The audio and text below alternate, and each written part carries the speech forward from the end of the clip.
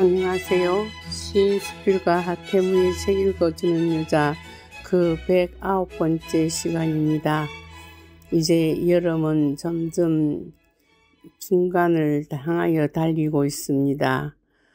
하지가 20일이니 가장 낮이 긴 날입니다. 남해 곳곳에는 마늘을 말리느라 온 천지에 마늘을 널어놓고 집 안에도 마늘을 널어 말리는 풍경을 볼 수 있습니다. 고사리철은 이제 지났나 봅니다. 지나가는 여행객들이 남의 고사리밭에 가서 고사리를 뜯어가는 일이 종종 있습니다. 그것은 절조죄에 해당하며 장난이 아니니 주의하시기 바랍니다. 제 이야기는 남해 FM 91.9MHz 라디오와 남해 FM 스마트폰 전용 앱 그리고 남해 FM 유튜브와 페이스북 네이버 블로그 소리우리 올리원 펜션을 통해서 들려드립니다. 남해 방송국에서는 매주 금요일 저녁 8시부터 30분간 진행됩니다. 재방송은 매주 일요일 저녁 9시와 화요일 오후 5시 일주일 3차례 진행되고 있습니다. 오늘은 조금 특별한 수필 한 꼭지를 읽어드리고 계속해서 대마도록 하겠습니다. 제독 시인 수필가인 유한나 수필집 라인강의 초록나무 중에서 한 꼭지를 읽겠습니다. 유한나님은 시인 김여정님의 큰따님인데 독일에 살고 계십니다.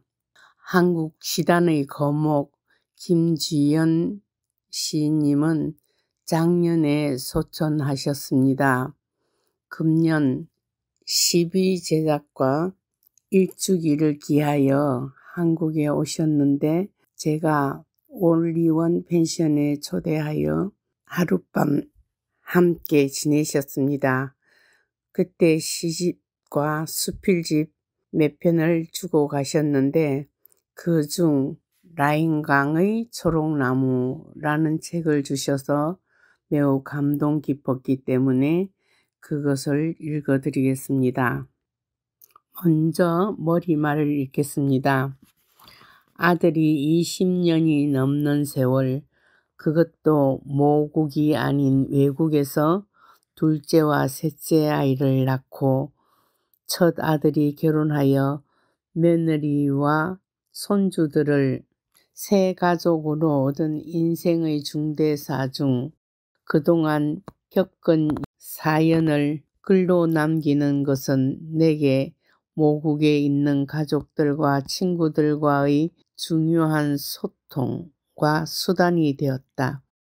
그리고 무엇보다 내 삶에 대한 진솔한 기록을 통해 나 자신의 성찰과 이웃을 돌아보는 성찰의 기회가 되었다.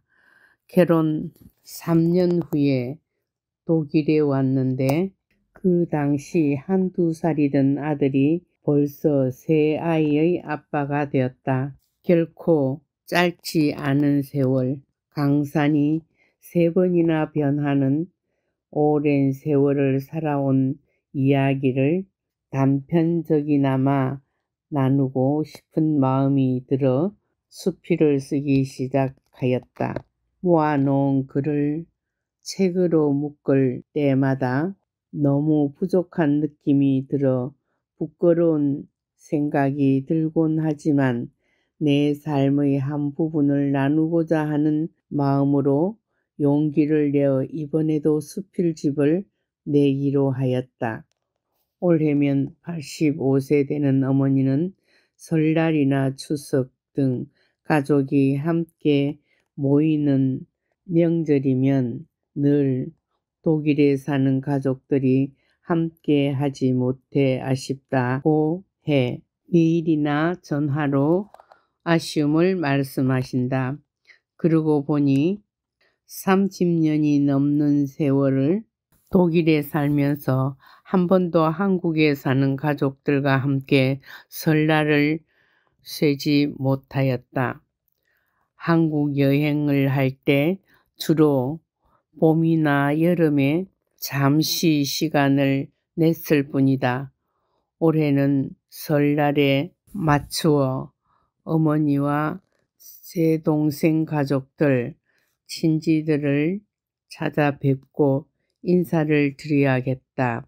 이 수필집이 그동안 30년 넘게 첫 딸과 혹은 언니, 누나와 친척, 친구로 설날과 추석을 함께 쇠지 못하셨던 어머니와 가족, 이웃에게 작은 위로와 감사의 선물이 될 수 있기를 바란다. 첫 번째와 세 번째 수필집에 이어 이번에도 기쁘게 출판을 맡아주신 선우 미디어와 이선우 사장님께 감사드린다. 그리고 지난해 독일에서 만 60세가 되기까지 나의 가족을 위해 든든한 울타리가 되어준 남편에게 고마운 마음을 전한다. 내 부족한 글들을 읽고 격려가 되어주셨던 이웃들과 이 책을 읽는 모든 분에게 감사의 인사를 드린다. 2018년 1월 라인강이 유유히 흐르는 도시 독일 마인츠에서 유한나. 그리고 이어지는 수필은 라인강의 초록나무입니다.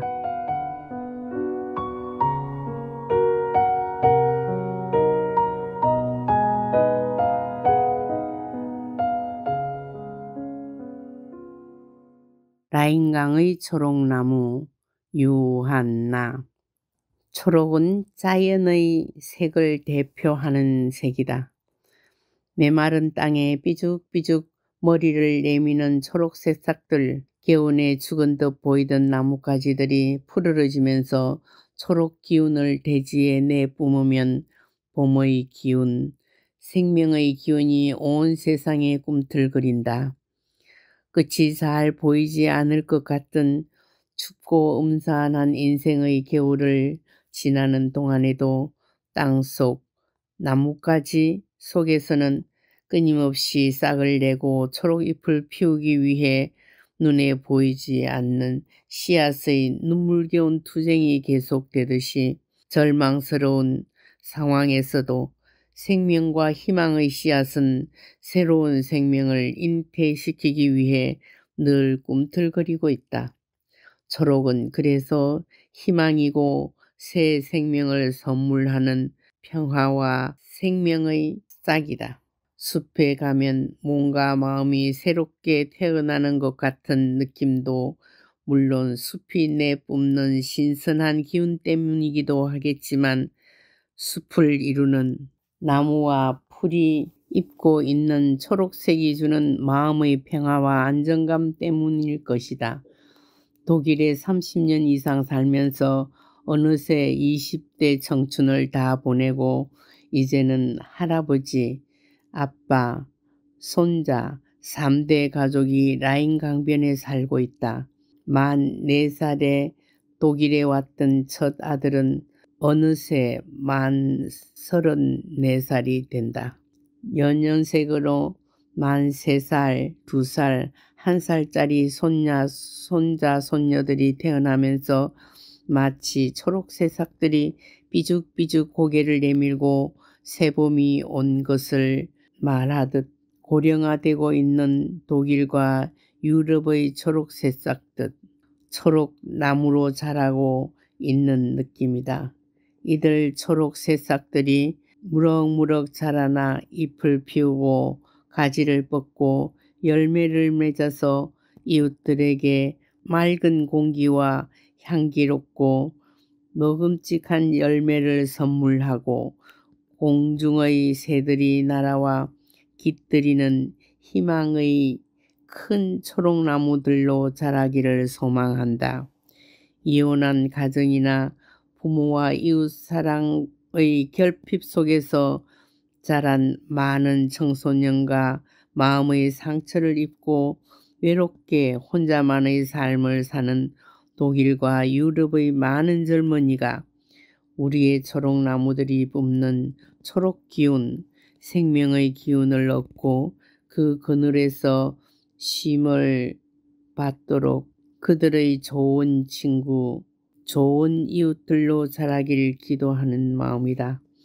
나도 그들의 성장을 곁에서 지켜보며 푸릇푸릇 자라는 생명과 성장의 색인 초록 생명이 담긴 글, 초록 희망을 품은 글을 쓰고 싶다. 초록물이 뚝뚝 떨어지는 듯한 신선한 감동과 풋풋한 용기를 주는 글을 쓰고 싶다.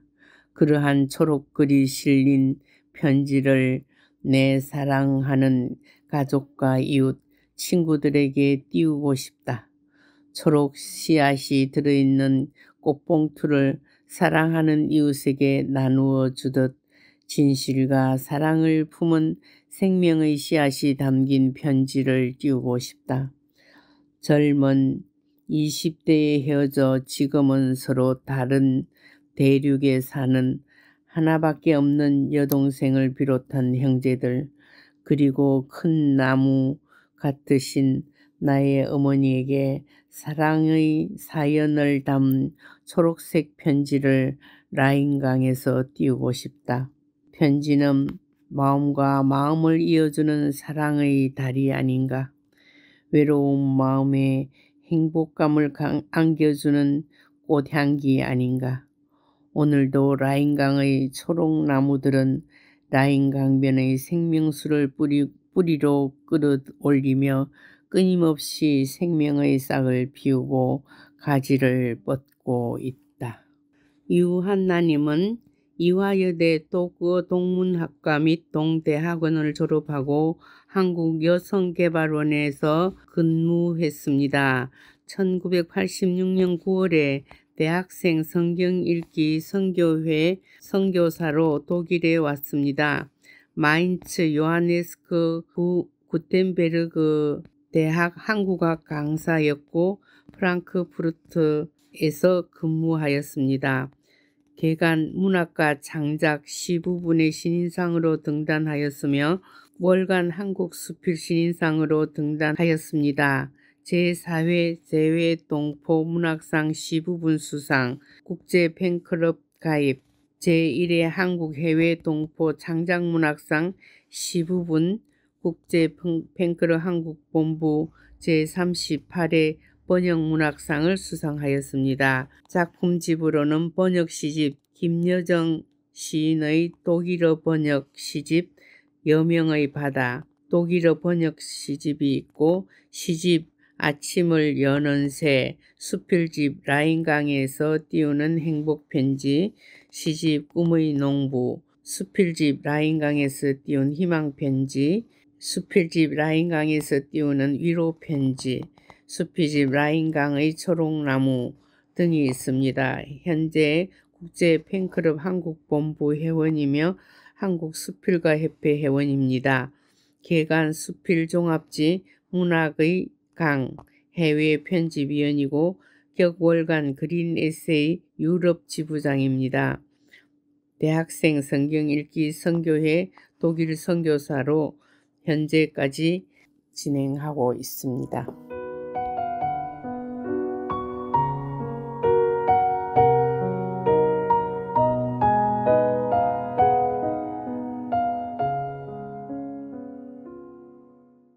이제 대마도의 수선사로 갑니다.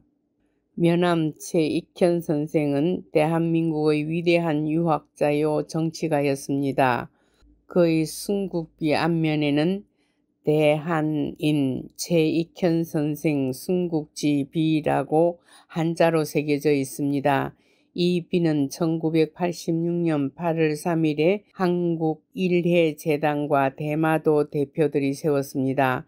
순국비 제막식 때 KBS 취재팀이 대마도의 향토사학자 나카토미 히사에와에게 항일 투사의 순국비를 왜 일본에 세우는가? 라고 질문했습니다. 나카토메는 나라를 걱정하는 마음은 세계 어느 나라든 다 같다. 이를 주창하는 것이 곧 무사도이다 라고 답했습니다. 일본에 무사도가 있다면 조선에는 선비 정신이 있습니다. 그러면 제익현 선생의 순국 과정을 살펴보겠습니다. 1905년 11월 17일 을사조약으로 대한제국은 외교권을 강탈당했습니다. 장지연이 쓴 황성신문의 사설 시일야 방성대곡을 읽은 백성들은 통곡했습니다. 홍만식, 민영환, 조병재가 자결하고 최익현 등 선비들은 잇따라 을사조약은 무효이고 이완용, 박재순 등 을사오적을 처벌하라고 상소했습니다. 하지만 고종은 이를 무시했습니다. 그러자 최익현 선생은 의병투쟁을 계획했습니다. 그는 전라도를 주목했습니다. 최익현 선생은 경기도 포천 출신이지만 전라도에도 문인이 여럿이 있었습니다. 그는 문인 고석진의 주선으로 나강 군수를 역임한 임병찬을 만났고 1906년 5월 29일에 담양군 추월산 용추사에서 기우만 등 호남 유생 50명과 만나 대일항전을 협의했습니다. 6월 4일에는 전북 태인 무성서원에서 강회를 열고 거의를 호소했습니다. 이때 80명의 유생들이 자원했습니다. 최익현 선생은 일본의 기만적 배신 행위 16조목을 따지는 의거소략을 배포하면서 의병 모집에 전력을 다해 900여 명에 이르렀습니다. 특히 포수들도 참여했는데 포수 최상수는 초대 대법원장을 지낸 김병로와 함께 의병에 가담했습니다. 이러자 조선정부와 일제는 즉각 대응태세에 들어갔습니다. 6월 12일에 순창 정투가 일어났습니다. 교전 상태가 조선군 친위대임을 알게 된 최익현은 동족끼리는 싸울 수 없다며 의병 해산을 명령했습니다. 6월 14일에 조선군 친위대는 최익현과 12의사를 체포해 서울로 압송했습니다. 8월 14일에는 일제는 최익현에게 대마도 감금 3년, 임병찬은 대마도 감금 2년을 선고했습니다. 부산포 초량에 도착한 최익현은 버선바닥에 흙을 깔았고 임병찬에게 물 한 동이를 떠오게 했습니다. 일본의 흙을 밟지 않고 일본 물을 먹지 않겠다는 의지였습니다. 8월 27일에 대마도 이즈하라 일본군 위수영에 투옥된 최익현은 단식 투쟁을 해 1907년 양력 1월 1일에 순국했습니다. 그의 나이 74세였습니다. 현판에 쓰인 수선이란 글씨는 친일파 거두의 한 사람 김대식이 썼다고 합니다. 그분의 영혼이 벌떡 일어설 것 같은 일을 무슨 심산으로 대쪽 같은 면함을 위해 글씨를 썼을까 하는 야릇한 마음이 들었습니다. 면함 최익현 선생의 마지막 상소를 읽겠습니다.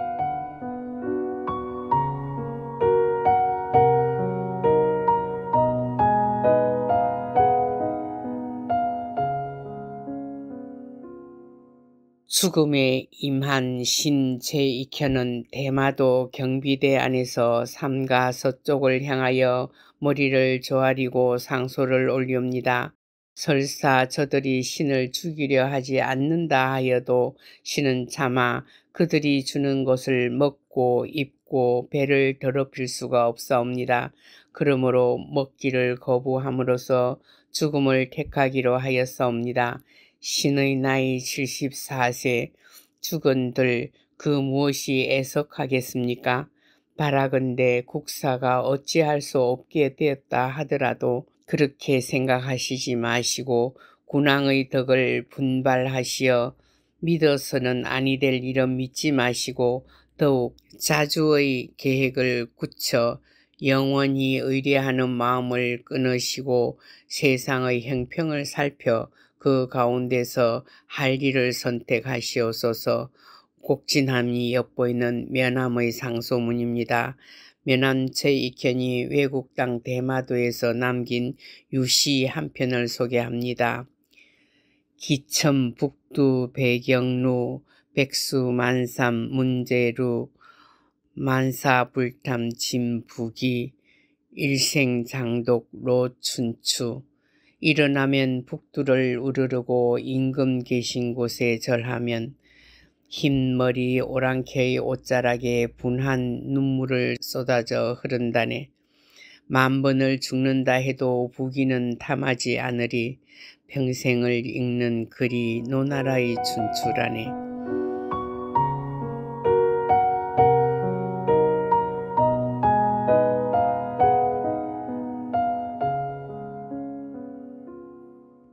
대마도의 관광지 중에서 히타카스에서 얼마 되지 않는 미우다 해수욕장이 있습니다. 일본의 아름다운 해변 백선에 해당하는 이 미우다 해수욕장은 히타카스 항으로 배 타기 직전 10분도 안 가서 부산행 배를 타는 항구 있는 곳에 있기 때문에 부산 여객선 터미널에서 해수욕을 하러 하루 일정을 잡아도 좋은 장소입니다.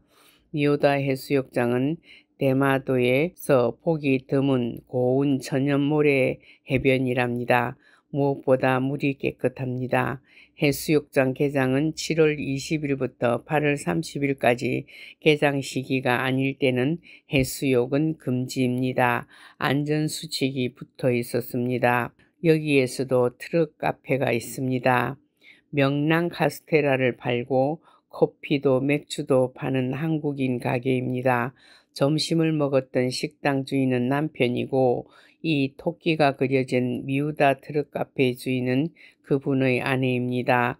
그곳에서 나는 약을 사러 약국에 갔었어도 와이파이가 터지지 않던 와이파이에 대해 물었습니다.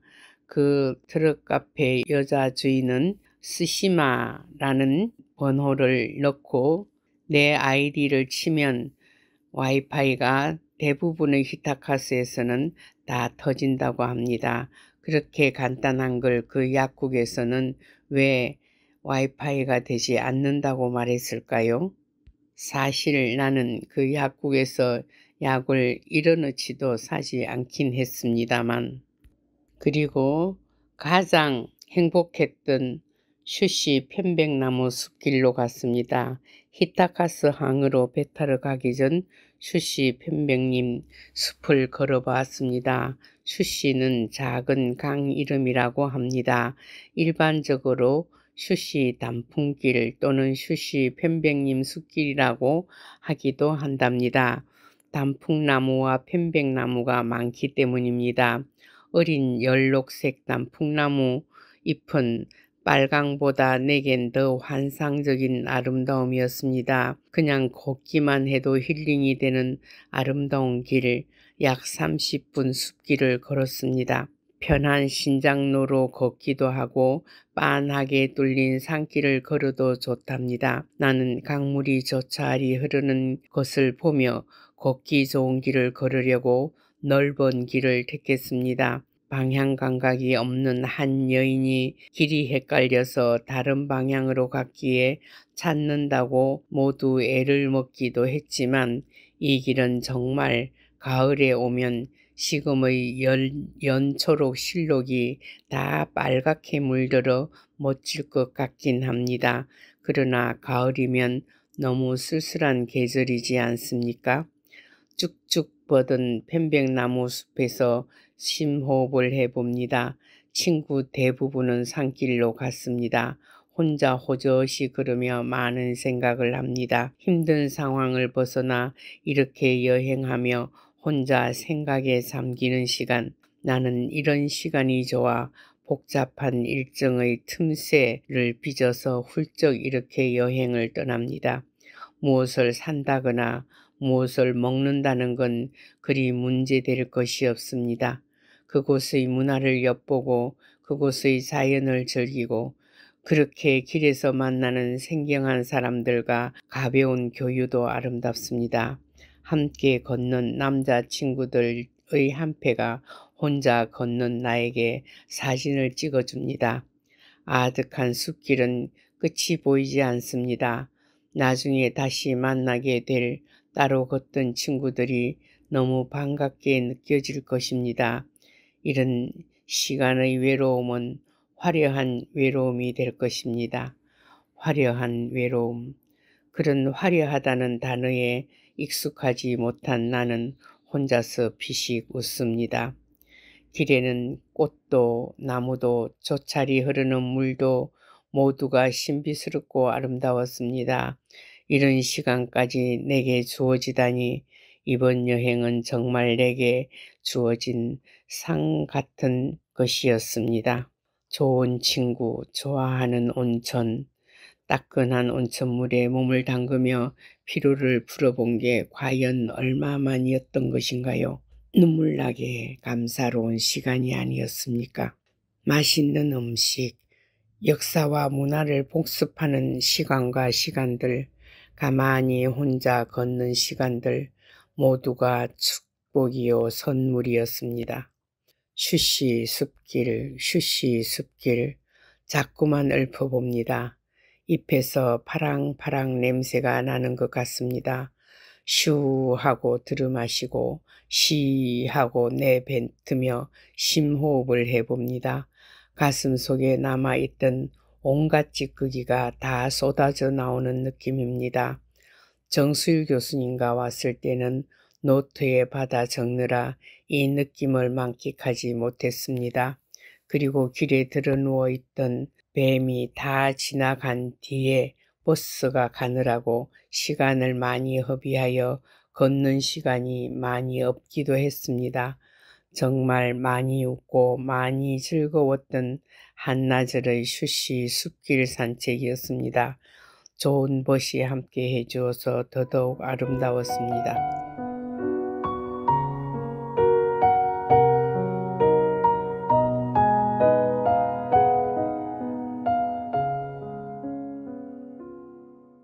들려드리는 음악은 주세페 베르디의 진홍곡 중 분노의 날. 잘 들어주세요.